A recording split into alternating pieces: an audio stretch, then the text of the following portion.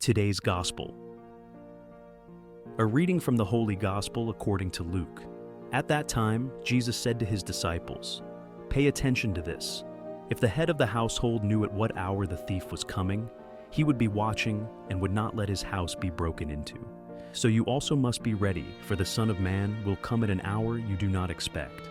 Then Peter asked, "Lord, is this parable meant for us or for everyone?" The Lord answered, "Who then is the faithful and wise manager, whom the master puts in charge of his servants to give them their food allowance at the proper time? Blessed is that servant, whom the master finds doing so when he returns.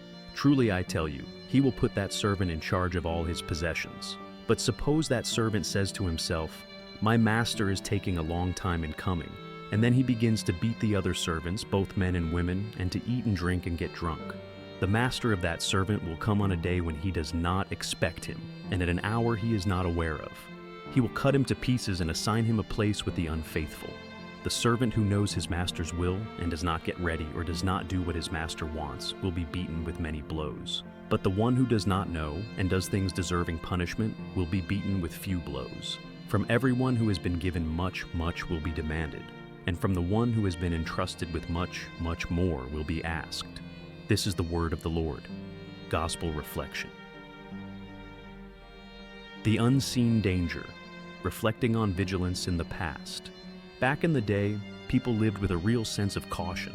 In small towns and big cities alike, everyone knew that dangers were always lurking. Think of how parents would lock their doors at night and keep their homes safe, because they didn't know when trouble might come knocking. This mindset is exactly what Jesus is tapping into with his warning about the thief in the night.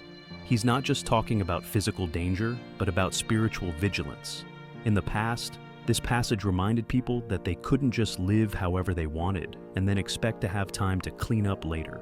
The early followers of Jesus took this seriously, knowing that life could change in a heartbeat.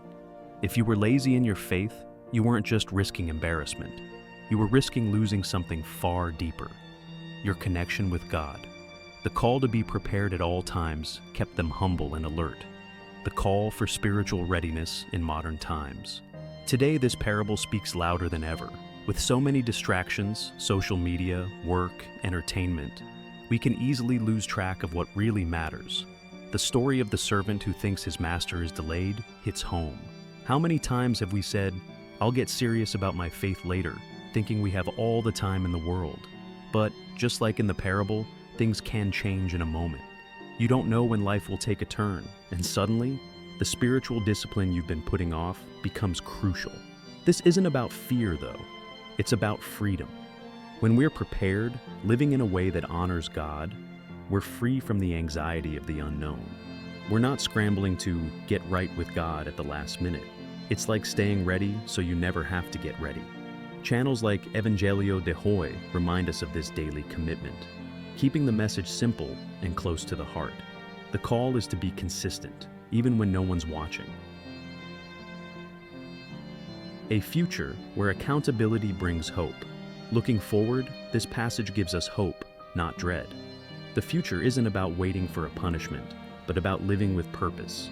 Jesus tells us that those who are faithful with what they've been given will be entrusted with even more. Imagine a future where, instead of drifting through life, we actively live out our calling, knowing that every small act of faith builds towards something greater. We're entering a time when accountability will be even more essential.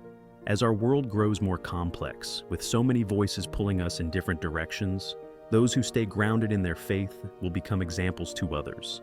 The future belongs to those who live intentionally, who understand that every moment is a chance to serve God and others. We ask ourselves the following question: what kind of stewards do we want to be in the future? Those who, with responsibility and vigilance, build a lasting legacy, or those who get distracted and let opportunities slip away?